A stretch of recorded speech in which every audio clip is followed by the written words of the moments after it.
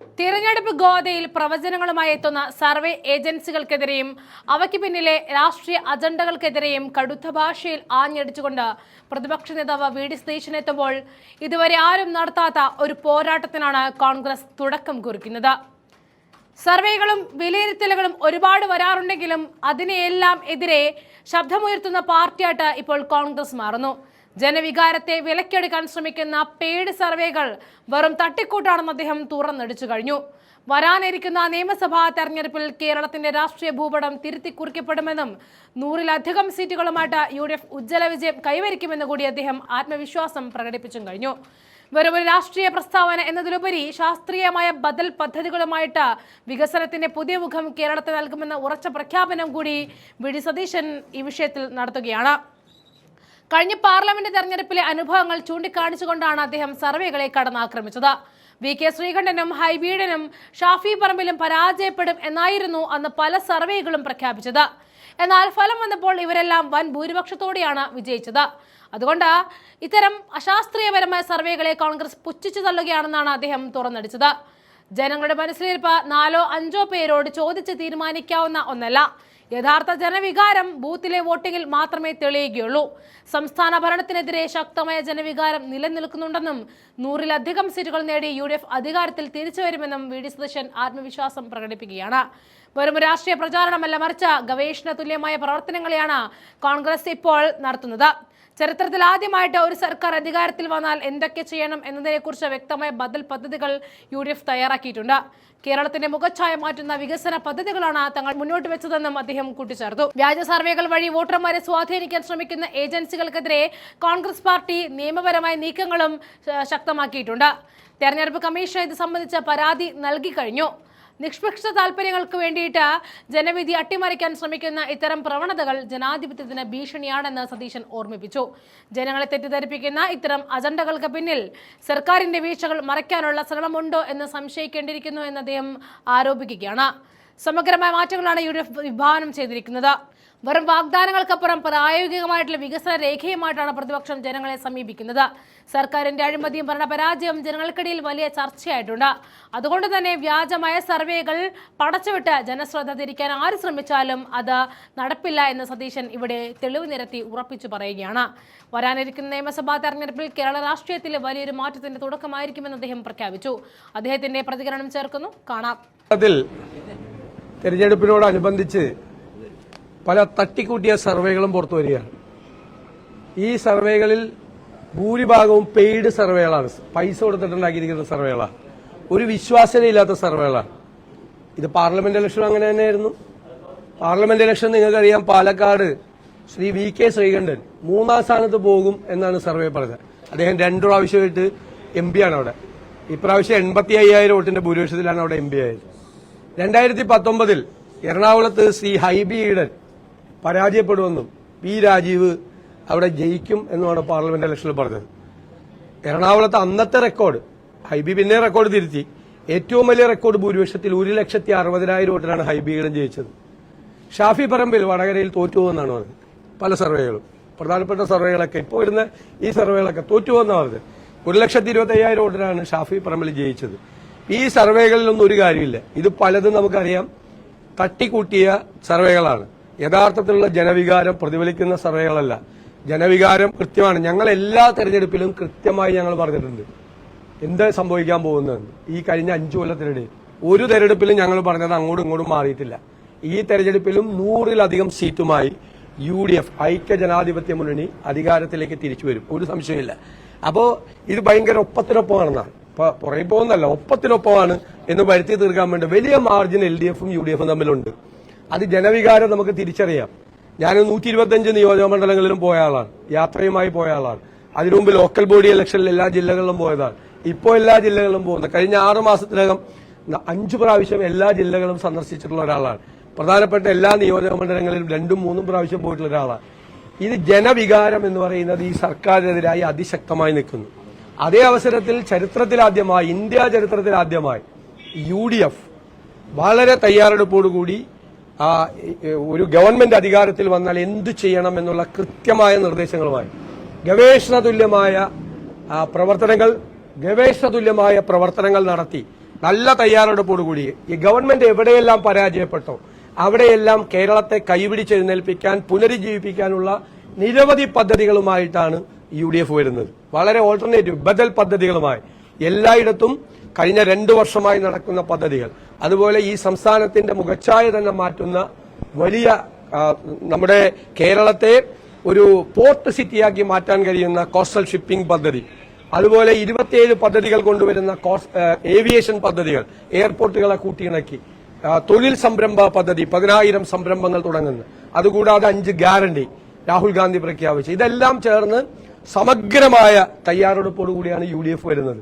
ജനങ്ങൾക്ക് പൂർണ്ണമായ വിശ്വാസമുണ്ട് ഈ സർക്കാർ തുടരാൻ പാടില്ലെന്നും സർക്കാരിനെ താഴെ ഇറക്കണമെന്നും അതിന് പകരം വരുന്ന UDF ഗവൺമെന്റ് ഇവർ പരാജയപ്പെട്ട സ്ഥലത്ത് വിജയിക്കുമെന്ന് പൂർണ്ണമായ ഉറപ്പുണ്ട്. അതിന്റെ അടിസ്ഥാനത്തിൽ 100-ലധികം സീറ്റുമായി ടീം UDF അധികാരത്തിലേക്ക് തിരിച്ചു വരിക തന്നെ ചെയ്യും. പിന്നെ തെരഞ്ഞെടുപ്പിൽ തോക്കുന്നുണ്ടപ്പോൾ വ്യാപകമായ അക്രമ സംഭവങ്ങൾ. ഇന്നലെ വളരെ വിശ്വപൗരനായ ലോകം മുഴുവൻ ആദരിക്കുന്ന ശ്രീ ശശി തരൂരിനെ വഴിയിൽ തടഞ്ഞ് ആക്രോശിച്ച് അദ്ദേഹത്തിന്റെ ഗൺമാനെ കയ്യേറ്റം ചെയ്യുകയും ചെയ്തു. കണ്ണൂർ ജില്ലയിൽ പല സ്ഥലത്തും നമ്മുടെ പ്രചരണ സാമഗ്രികൾ നശിപ്പിക്കുകയാണ് സംസ്ഥാനത്തുടനീളം. അത് തോൽവി മുന്നിൽ കണ്ടുകൊണ്ടുള്ള ഇവരുടെ ചില പ്രയാസങ്ങളാണ് ഈ കാണിക്കുന്നത്. അതിലൊന്നും UDF-നെ തോൽപ്പിക്കാൻ കഴിയില്ല. UDF ജീവിക്കുന്നത് ജനമനസ്സിലാണ്. നല്ല അംഗീകാരത്തോടുകൂടി UDF തിരിച്ചു വരും. ഇപ്പൊ കണ്ടല്ലോ ഓരോരുത്തരുടെ മുഖങ്ങൾ വെളിവാവുകയല്ലേ. വെൽഫെയർ പാർട്ടി UDF-ന് പിന്തുണ കൊടുത്തു എന്ന് പറഞ്ഞ് ബഹളമുണ്ടാക്കിയ മുഖ്യമന്ത്രി ഇപ്പൊ SDPയുടെ പിന്തുണയെക്കുറിച്ചും PDPയുടെ പിന്തുണയെക്കുറിച്ചും RSSന്റെ പിന്തുണയെക്കുറിച്ചും മൗനമാണ് പറയാൻ. ഒന്നും പറയാനില്ല. മുഖ്യമന്ത്രി നിങ്ങൾ ഈ പാർട്ടിക്കാരനാണല്ലോ, പാർട്ടി കോൺഗ്രസിന്റെ തീരുമാനം വായിക്കണം. പാർട്ടി കോൺഗ്രസിൽ പറഞ്ഞിരിക്കുന്നത് SDPI എക്സ്ട്രീം ഔട്ട്ഫിറ്റ് എന്നാണ്, തീവ്രവാദ സംഘടന എന്നാണ് CPM-ന്റെ പാർട്ടി കോൺഗ്രസ് പറഞ്ഞിരിക്കുന്നത്.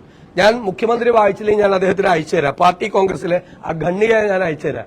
SDPI തീവ്രവാദ സംഘടനയാണെന്ന് CPM പാർട്ടി കോൺഗ്രസ് പ്രഖ്യാപിച്ച അവരുമായി കൂട്ടുചേർന്നാണ് മുഖ്യമന്ത്രിയുടെ നേതൃത്വത്തിൽ, പിണറായി വിജയന്റെ നേതൃത്വത്തിൽ ഈ തെരഞ്ഞെടുപ്പിൽ മത്സരിക്കുന്നത്. കാപട്യമോ നിന്റെ പേരാണോ പിണറായി വിജയൻ എന്ന് ചോദിക്കേണ്ട സ്ഥിതിയിലേക്ക് വരികയാണ്.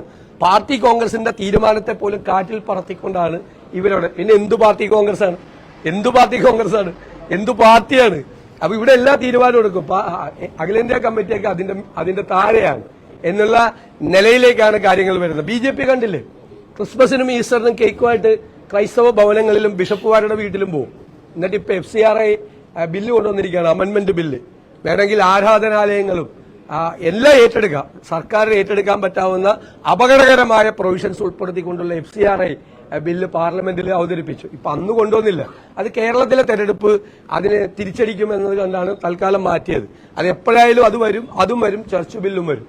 അപ്പൊ ഇവര് ആട്ടിൻ തോലിട്ട ചെന്നായികളെ പോലെ ഇവിടെ വന്ന് പാവങ്ങളായിട്ട് അഭിനയിച്ച് കേക്ക് കൊണ്ടേ കൊടുക്കുകയും അവിടെ നല്ല പണി ഇങ്ങോട്ട് തരികയും ചെയ്യാം. ആരാധനാലയങ്ങളും സ്ഥാപനങ്ങളും വേണമെങ്കിൽ ഏറ്റെടുക്കാൻ കഴിയാവുന്ന ബില്ലിലെ പ്രൊവിഷൻ വെച്ചിട്ടാണ് FCRI ബില്ല് കൊണ്ടുവന്നിരിക്കുന്നത്. അപ്പൊ ഈ BJPയുടെയും സംഘപരിവാറിന്റെയും CPM-ന്റെയും എല്ലാം യഥാർത്ഥ മുഖം മൂടി ഈ തെരഞ്ഞെടുപ്പിൽ അഴിഞ്ഞു വീഴുന്ന കാഴ്ചയാണ് ഇപ്പോൾ കാണാൻ കഴിയുന്നത്. അതൊക്കെ ജനങ്ങൾ വിലയിരുത്തും. അതിശക്തമായ മതേതര നിലപാട് സ്വീകരിച്ചിരിക്കുന്ന UDF-നെ മതേതര കേരളം അംഗീകരിക്കുക തന്നെ ചെയ്യും, ഒരു സംശയമില്ല. ഈ മതരാഷ്ട്രവാദം ഉന്നയിക്കുന്ന നിലപാടായി കൊണ്ടുപോകുന്ന ജമാഅത്തെ ഇസ്ലാമിയുടെ പിന്തുണ വാങ്ങിച്ചിട്ടാണ് ഈ മതേതരത്വം പറയുന്നത്. അല്ല, നിങ്ങളിത് അങ്ങനെ ചോദിക്കല്ലേ.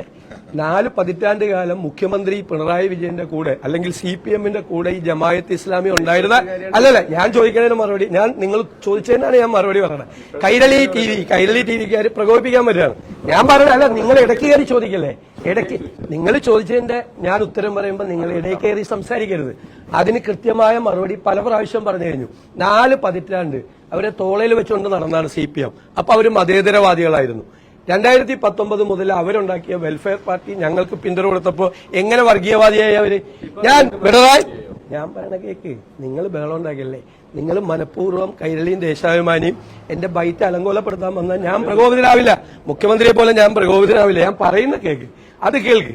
അത് കേട്ടിട്ട് നിങ്ങൾ സംസാരിക്കും. അതായത് ഇവര് വന്നു, അപ്പൊ മുഖ്യമന്ത്രി ഒരു ദിവസം പറഞ്ഞു ജമാഅത്ത് ഇസ്ലാമിയായിട്ട് ഒരു ബന്ധം ഉണ്ടായിട്ടില്ല എന്ന് പറഞ്ഞില്ലേ. ഞാനപ്പോ വീഡിയോ ക്ലിപ്പ് കാണിച്ചു. ജമാഅത്ത് ഇസ്ലാമി എന്ന് പറയുന്നത് അവര് ഞങ്ങൾക്ക് പിന്തുണ പ്രഖ്യാപിച്ചത് ഞങ്ങൾ സ്വാഗതം ചെയ്യുന്നു. അവർ നല്ല സംഘടനയാണ്, അവർ മതേതര നിലപാടുള്ള സംഘടനയാണെന്ന് പറഞ്ഞു. ഞാൻ വീഡിയോ ക്ലിപ്പ് കാണിച്ചപ്പോൾ. അപ്പോ ജമാഅത്ത് ഇസ്ലാമിയായിട്ട് ഒരു ബന്ധമില്ല എന്നുള്ളത് മുഖ്യമന്ത്രി പിൻവലിച്ചു. അദ്ദേഹം പിന്നെ പറഞ്ഞു RSSുമായിട്ട് ഒരു ബന്ധവും ഒരു കാലത്തും ഉണ്ടായില്ലെന്ന്. അപ്പൊ അദ്ദേഹത്തിന്റെ തന്നെ ജോണി ലൂക്കോസ് മനോരമയുടെ അദ്ദേഹം നടത്തിയിട്ടുള്ള ഇന്റർവ്യൂവിൽ RSSുമായി ചില കാലത്ത് ബന്ധപ്പെട്ടിട്ടുണ്ട്, ചില കാലത്ത് ബന്ധപ്പെട്ടിട്ടില്ല. അതാണ് അവസരവാദം എന്ന് പറയുന്നത്. ഇത് രണ്ടും ഞങ്ങൾ തെളിവുകൾ സഹിതം ഞങ്ങൾ കൊണ്ടുവന്ന് മുഖ്യമന്ത്രിയുടെ മതേതരവാദം ഞങ്ങൾ പൊളിച്ചതാണ്. 4 പതിറ്റാണ്ട് ഇവരെ ചുമന്നുകൊണ്ട് നടന്ന. ഇനി ലീഗ് മതേതരവാദി ആയിരുന്നു, ലീഗ് LDFിലേക്ക് വരില്ല എന്ന് പാണക്കാട് തങ്ങൾ കൃത്യമായി പ്രഖ്യാപിച്ചതിന്റെ പിറ്റേ ദിവസം മുതൽ ലീഗ് വർഗീയവാദിയായി. എന്നിട്ട് ബാബറി മസ്ജിദ് പൊളിച്ച കാലത്ത് ലീഗിന് തീവ്രവാദം പോരാ എന്ന് പറഞ്ഞ് ലീഗ് ഭിന്നിപ്പിച്ച് പുറത്തേക്ക് പോയ INL എടുത്തിട്ട് കക്ഷത്തിൽ വെച്ചിട്ടാണ് പിണറായി വിജയൻ നമ്മളെ മുസ്ലിം ലീഗിന് മതേതരത്വം പഠിപ്പിക്കാൻ പറ്റും. അത് വേണ്ട. STPയുടെ കാര്യത്തിൽ സതീശേട്ടൻ പറയുന്നുണ്ട് STPയുടെ വോട്ട് വേണം. ഇന്നലെ UDFന്റെ മഞ്ചേശ്വര സ്ഥാനാർത്ഥി വന്ന് STP മതേതര പാർട്ടിയാണെന്നാണ്. അതൊന്നും ഞാൻ കേട്ടിട്ടില്ല. UDF ഒരു നിലപാടെടുത്ത് ഞങ്ങൾ പാർലമെന്റ് തെരഞ്ഞെടുപ്പിൽ ഞങ്ങൾ പ്രഖ്യാപിച്ചിട്ടുണ്ട്. ആ തീരുമാനം ഞങ്ങൾ മാറ്റിയിട്ടില്ല. മനസ്സിലായില്ലേ? അത് UDFന്റെ തീരുമാനമാണ്. ഏതെങ്കിലും ഒരു രാഷ്ട്രീയ മുന്നണി ഇന്ത്യ ചരിത്രത്തിൽ അതുപോലെ ഒരു നിലപാട് എടുത്തിട്ടില്ല. ഇപ്പൊ കണ്ടില്ലേ, കാപട്യം കണ്ടില്ലേ? ആ പിന്തുണ കൊടുത്താൽ എങ്ങനെ വേണ്ടെന്ന് പറയുന്നതാണ് പിണറായി വിജയനും MV ഗോവിന്ദനും ചോദിക്കുന്നത്. എന്നിട്ട് പാർട്ടി കോൺഗ്രസിൽ ഗണ്ഡികയിൽ എഴുതി വെച്ചേക്കുവാണ്, തീവ്രവാദ സംഘടനയാണെന്ന് എഴുതി വെച്ചേക്കുക സ്വന്തം പാർട്ടി കോൺഗ്രസിൽ. ഇനി 77 ഈ ഇവരുടെ പിന്തുണയോടുകൂടിയാണ്, ജനസംഘത്തിന്റെ പിന്തുണയോടുകൂടിയാണ് ജയിച്ചു വന്നത്. 77 മാർച്ച് 4-ാം തീയതിയിലുള്ള ദേശാഭിമാനി പത്രത്തിൽ ഒരു ആർട്ടിക്കിൾ ഉണ്ട്, ഞങ്ങൾക്ക് ഇതൊക്കെ ഞങ്ങളുടെ കയ്യിലുണ്ട്. 77 പത്രം EMS പത്രാധിപരായിരിക്കുമ്പോൾ അതിൽ പറഞ്ഞിരിക്കുന്ന ജനസംഘം വർഗീയവാദികളല്ല, മതേതര പാർട്ടിയാണ്.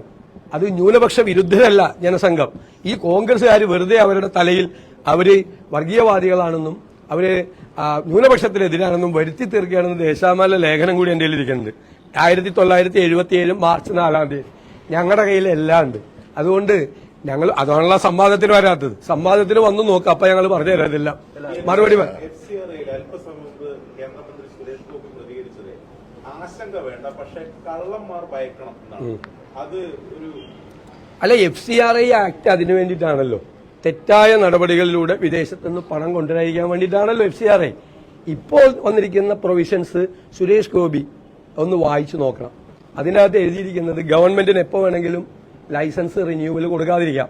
മനസ്സിലായില്ലേ? ഏത് സമയത്ത് വേണമെങ്കിലും, എന്ത് കാരണത്തിന്റെ പുറത്ത് വേണമെങ്കിലും ലൈസൻസ് റിന്യൂവൽ കൊടുത്തില്ലെങ്കിൽ ആ സ്ഥാപനത്തിന്റെ ടേക്ക് ഓവർ ചെയ്യാം. ആരാധനാലയം വേണമെങ്കിൽ ടേക്ക് ഓവർ ചെയ്യാം. അവര് എഡ്യൂക്കേഷണൽ ഇൻസ്റ്റിറ്റ്യൂഷനോ അവർ തുടങ്ങിയിരിക്കുന്ന ഏത് സ്ഥാപനവും ഗവൺമെന്റിന്റെ ടേക്ക് ഓവർ ചെയ്യാം. അത് ഭരണഘടനാ മൂല്യങ്ങൾക്ക് എതിരാണ്, മൌലികാവകാശങ്ങൾക്ക് എതിരാണ്, ന്യൂനപക്ഷ അവകാശങ്ങൾക്ക് എതിരാണ്. കൊണ്ടുവന്നിട്ട് അങ്ങ് ഏറ്റെടുക്കാൻ പോവാണ്. ഞങ്ങൾ ഇത് വഖഫ് ബില്ല് കൊണ്ടുവന്നപ്പോഴും അതിശക്തിയായി എതിർത്തത് അതുകൊണ്ടാണ്. അന്നും ഞങ്ങൾ മുന്നറിയിപ്പ് നൽകിയിരുന്നു ഇവർ ചർച്ച് ബില്ലായിട്ട് വരുമെന്ന്. ഇവർ ചർച്ച് ബില്ലും തയ്യാറാക്കുന്നുണ്ട്. FCRI ആക്ടിൽ ഭേദഗതി അപകടകരമായ ഭേദഗതിയാണ്. അല്ലാതെ കേന്ദ്ര ഗവൺമെന്റിന്റെ നിയന്ത്രണം, വിദേശ നാണ്യ നിയന്ത്രണ ചട്ടങ്ങൾ ഉണ്ടാകണം, നിയമം ഉണ്ടാകണം, അതിലൊന്നും ഞങ്ങൾ എതിരല്ല. ഞങ്ങൾ കൊണ്ടുവന്നല്ലേ FCRI ആക്ട്. അത് വേണം, കാരണം വേറെ തരത്തിൽ ഉപയോഗിക്കാൻ പാടില്ല. ഇതിപ്പോ അങ്ങനെയല്ല. ഇത് കൃത്യമായി ന്യൂനപക്ഷങ്ങളുടെ പ്രോപ്പർട്ടി, അവരുടെ സ്ഥാപനങ്ങൾ തട്ടിയെടുക്കുന്നതിന് വേണ്ടി നടത്തിയിരിക്കുന്ന ഒരു അവതരണമാണ്. അപ്പൊ സുരേഷ് ഗോപി അതിന്റെ പ്രൊവിഷൻസ് ഒന്ന് വായിച്ചു നോക്കിയാണ്. ഇന്നിപ്പോ അല്പസമയം മുമ്പ് നമ്മുടെ KC വേണുഗോപാലിന്റെ ഒരു അഭിമുഖം ഒരു ചാനലിൽ വന്നിട്ടുണ്ട്. ആ അഭിമുഖത്തിൽ മുഖ്യമന്ത്രിക്കുള്ള ഒരു മറുപടി പറഞ്ഞിട്ടുണ്ട്. മുഖ്യമന്ത്രിക്കുള്ള മറുപടി എന്ന് പറയുന്നത് വയനാട് ഫണ്ടുമായി ബന്ധപ്പെട്ട് ധനലക്ഷ്മി ബാങ്കിലാണ് തിരുവനന്തപുരത്തെ അക്കൗണ്ട് ഉള്ളത്. ധനലക്ഷ്മി ബാങ്കിൽ വന്ന തുക ഉപയോഗിച്ച് ഭൂമി വാങ്ങി. പക്ഷേ ഭൂമി വാങ്ങാൻ മതിയായ തുക അതിലെത്തിയിട്ടുണ്ടായിരുന്നില്ല. കയ്യിൽ നിന്ന് പൈസ എടുത്തിട്ടാണ് ഈ ഭൂമി വാങ്ങിച്ചത് എന്നാണ് പറഞ്ഞത്. അപ്പൊ ഇനിയിപ്പോ ആ ധനലക്ഷ്മി ബാങ്ക് അക്കൗണ്ടിൽ പൈസയൊന്നും ഇല്ലേ? അല്ല, അതൊന്നും നിങ്ങളോട് പറയേണ്ട ആവശ്യമില്ല, നിങ്ങളോട് പറയേണ്ട കാര്യമില്ല. ഒരു പ്രോജക്ടിന്റെ കണക്ക് അവതരിപ്പിക്കുന്ന എപ്പോഴാണ്? ആ പ്രോജക്ട് തീർന്നു കഴിയുമ്പോൾ അവിടെ ഞങ്ങൾ സ്ഥലം മേടിച്ച് അവിടെ കെട്ടിടം പണിത് പ്രോജക്ട് തീർന്നു കഴിയുമ്പോൾ കണക്ക് പറയാം. നിങ്ങൾ മുഖ്യമന്ത്രിയോട് ചോദിച്ചതിന്റെ കണക്ക് പറഞ്ഞില്ല. പാവപ്പെട്ട രക്തസാക്ഷികളുടെ പേരിൽ പയ്യന്നൂരിൽ പൈസ എടുത്തിട്ട് MLAയുടെ നേതൃത്വത്തിൽ, ഏരിയ സെക്രട്ടറിയുടെ നേതൃത്വത്തിൽ പൈസ മുഴുവൻ അടിച്ചു മാറ്റി. ആ പാവപ്പെട്ട അഭിമന്യുവിന്റെ പേരിൽ രക്തസാക്ഷി ഫണ്ട് ഉണ്ടാക്കിയിട്ട് അത് അടിച്ചു മാറ്റി. തിരുവനന്തപുരത്തെ വിഷ്ണുവിന്റെ രക്തസാക്ഷിയുടെ പേരിൽ ഫണ്ട് പിരിച്ചു കഴിഞ്ഞിട്ട് അത് അടിച്ചു മാറ്റിയ ആൾക്ക് ട്രിപ്പിൾ പ്രൊമോഷൻ കൊടുത്ത് വലിയ പോസ്റ്റിൽ വെച്ചു. ഇവിടെ പയ്യന്നൂർ അത് ചോദ്യം ചെയ്ത ആളെ പുറത്താക്കി, കട്ടവനെ ഉള്ളിൽ വെച്ചു. ഇതാണ് CPM.